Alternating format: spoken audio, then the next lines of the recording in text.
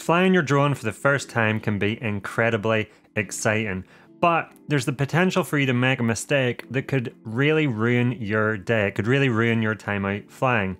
But luckily, these little mistakes that you could possibly make are easily avoidable. And in this video, I'm going to talk about 10 mistakes that you can make as a beginner and explain what they are, how they happen, how you can avoid them. And you're going to want to stick around to the end of the video because the last one was a mistake I made as a beginner flyer and it was really pretty embarrassing, so let me save you the embarrassment. Let's jump in and let's take a look at 10 of the biggest possible mistakes you can make as a beginner drone flyer. So before I jump in and go over the 10 biggest mistakes that new pilots can make, I just want to say if you're new around here and you haven't subscribed and love drone related content, please make sure to subscribe. And please make sure the notification bell's on so you don't miss any of my upcoming drone videos. And lastly, if you learn something new, please make sure to hit that like button. It's greatly appreciated. So what are the 10 possible mistakes you can make as a beginner drone flyer? The first, and I've made this mistake and it's actually really easy to make, is not knowing the drone law. So I actually made this mistake earlier in the year when I'd bought an Air 2S, I hadn't flown drones for a little while, and I presumed the drone law hadn't changed in the UK. But after I received the Air 2S, I actually learned that the drone law had been updated in the UK, and it actually meant that the areas in which you could fly the Air 2S, especially without an A2 CFC certificate, which is basically a little course you can do followed by a supervised exam, which allows you to fly within certain categories with your drone, so you can fly in more unrestricted categories. But I learned that without doing that, the Air 2S really was quite restricted in the UK. So I actually went with the Mini 2 and I haven't looked back since. It's been great, but my point is it's very easy to not understand the drone law.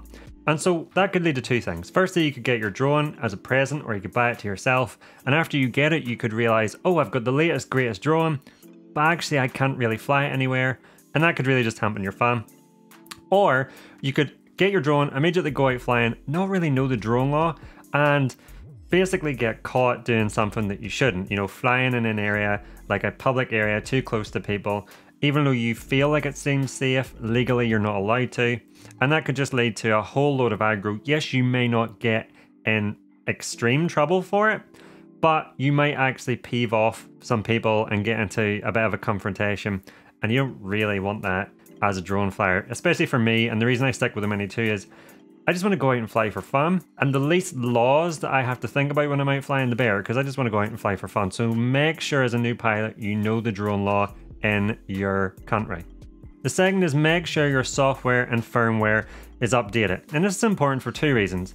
The first is DJI is constantly bringing out updates. For example, DJI have just improved the FPV mode for the DJI Mini 2. I have a video coming in that soon. And they're constantly tweaking and changing things to make the flying experience better.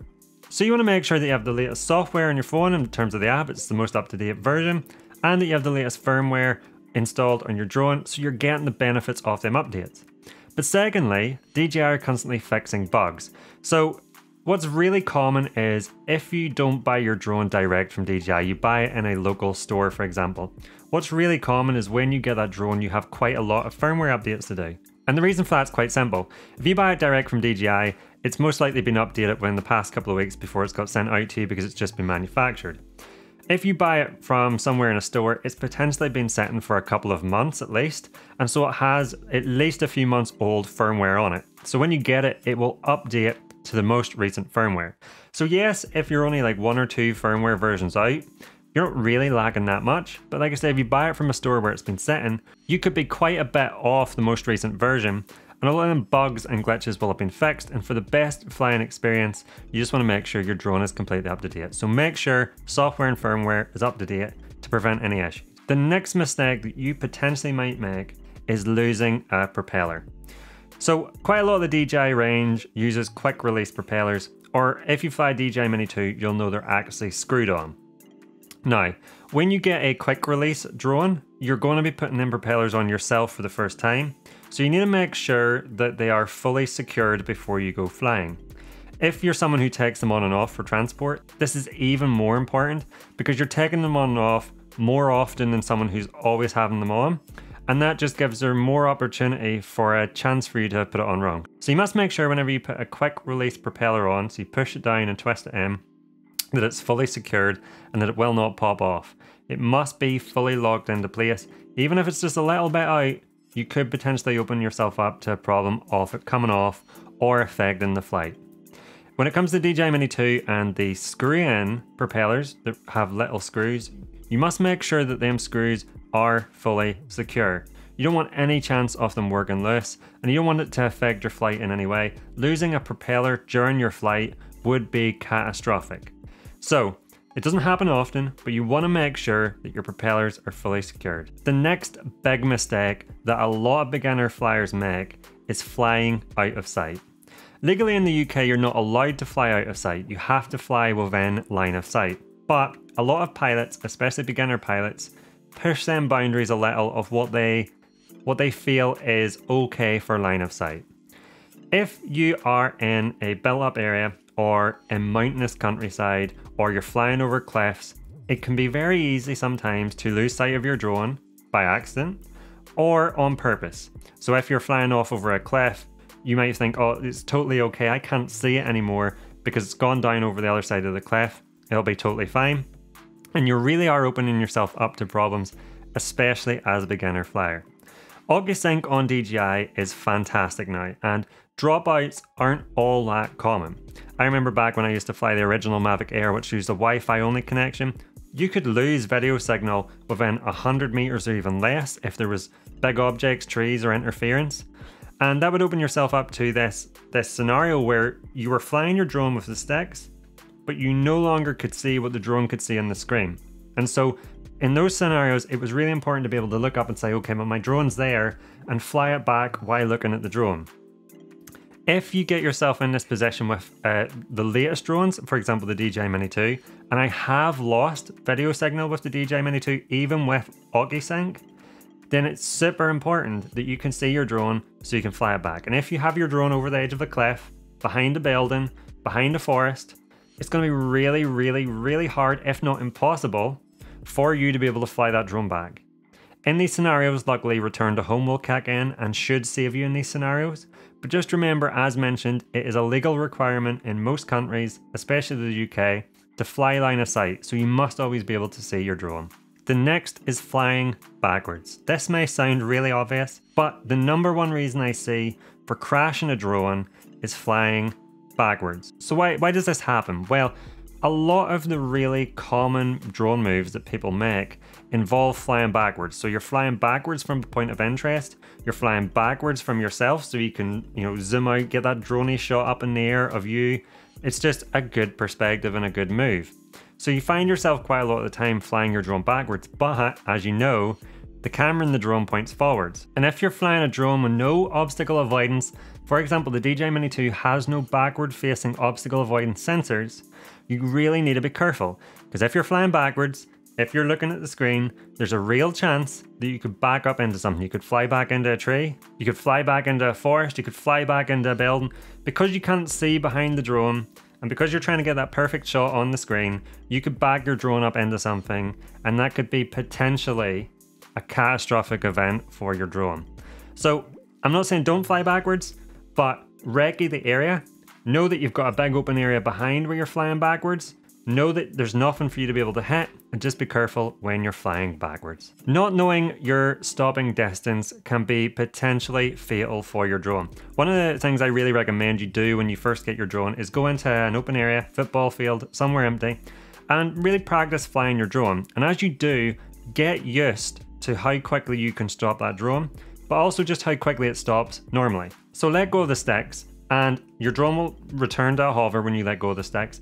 But just memorize, make it memory how quickly that drone comes to a stop. You can stop much quicker by pulling back on the sticks, and that will make your drone pull back and stop quicker. And again, practice this, memorize it, and know just how quickly you can get your drone to stop. This is going to save you potential heartache in the long run, because you don't want to get into a scenario where you're filming a subject, you're flying towards a friend, you're flying towards a point of interest, and you forget, or you haven't memorized how quickly your drone can stop, and you just presume it'll stop instantly, and you haven't given yourself enough of a slowdown area and you smack your drone into something. That's definitely not what you want.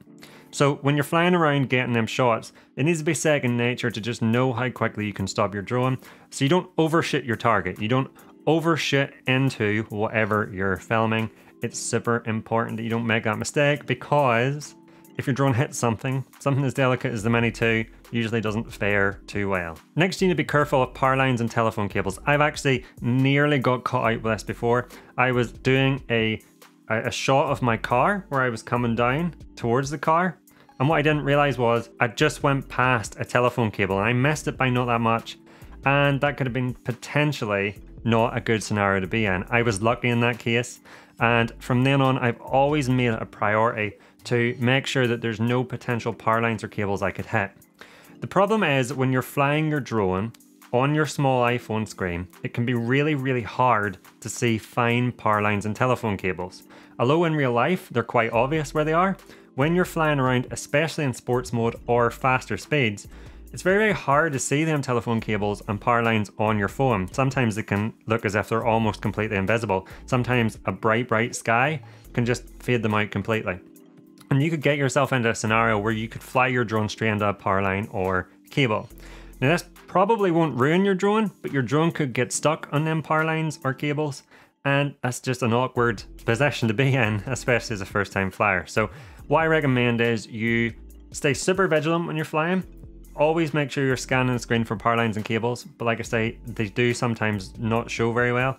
So you just need to recce the area. This is probably generally good advice all around, but wherever you're flying, know it like the back of your hand. Know where there's telephone cables, power cables, among other obstacles, and that way you'll just make sure you're never in that position to hit them. The next is do not get caught out by the wind. Something like the DJI Mini 2 has fantastic wind resistance, but it is not a superhero drone. It has its limits. And wind fluctuates, wind changes, and wind can change even with altitude. So you could be somewhere that seems really calm, no wind at all, and you could fly up to 120 meters and the wind could be insane. I've been in multiple locations where I'm flying my drone fine, no warnings, go up to 120 meters and I start getting wind warnings. And when I try to come back, I find that I'm now flying into a headwind. You could potentially go somewhere, send your drone somewhere in a tailwind, fly up, and get a really strong headwind and struggle to get back. Now if that is the case, you can always lower your drone down and that's fine, but if you do a lot of flying over cliffs, for example, you could really find these scenarios where you fly over the edge of a cliff and all of a sudden you've got mega strong winds, and all of a sudden it becomes an issue to get your drone back. So a few tips when it comes to that. Firstly, like I say, if you're experiencing strong wind at high altitude, lower your drone. Usually the lower you go, the lesser the wind speed. And secondly, there's a range of apps which give you wind forecasts for your area. So just make sure you have a quick glance at the wind forecast for where you're flying. And lastly, just know how your drone flies in the wind. Know what to do when there's a strong wind, like sport mode, lower altitude, and it will just make you far more comfortable when you're flying in the wind. But try not to get in a scenario where you get caught out by wind speeds, as that can really make your drone struggle to return to home. And when we're talking about returning to home, one of the biggest mistakes new flyers make is not knowing how long it takes your drone to fly back. A lot of people are very tempted when they get their drone to push the limit straight away and then try to fly back. And then maybe with a little bit of wind, a little bit of inexperience, they realize as they're coming back in sport mode, this battery is draining really quick. Surprisingly really common scenario. So one of the things you need to, again, build that memory of is how quickly you can get your drone back, or just how long it takes to get your drone back in a normal scenario. So you'll push the boundaries bit by bit every time you go flying, and that will help you build up that memory of how long it takes your drone to get back, so you can know when you're a certain distance away with a certain amount of battery that it's time to come home. It's time to bring that drone back so you don't lose it. And now is the embarrassing mistake I made as a new flyer, as a new pilot. It was really embarrassing when it happened. It was a bit painful because there was other people there and witnessed it happen. And that was, make sure you update your return to home when you've moved. So let me give you the scenario of how this happened to me. I was on a private road with other people and I was using the active tracking feature of the original DJI Air to do a recording of my car. Now this private road was single track. You could not turn the car. You could not reverse. It really was that narrow because, like I say, private road. And so what I did was I took my drone off from where my car was. I got in my car I set active track to the car and I took off slowly. The video signal cut out for the drone. And then a few seconds later I got a warning saying that the drone was returning to home. And the drone took off back, but I couldn't turn the car, single lane. I had to stop the car, get out, and sprint after my drone. And this was one of the first few times I was flying the drone, so I didn't know if I could trust the return to home. And so I'm running down this road after my drone, praying that it lands back where it was, and it was just an embarrassing experience all around. What you need to remember is, if you're moving, so if you're on a boat out of water, if you're running and having your drone follow you, if you're just hiking, going a walk and your drone's following you, you need to periodically update your return to home, because you need to realize if you lose signal, your drone will go back to its return to home location, which could have been updated quite a while ago. You know, if you've been walking for 10 minutes, you're quite a bit away from where your original return to home location was.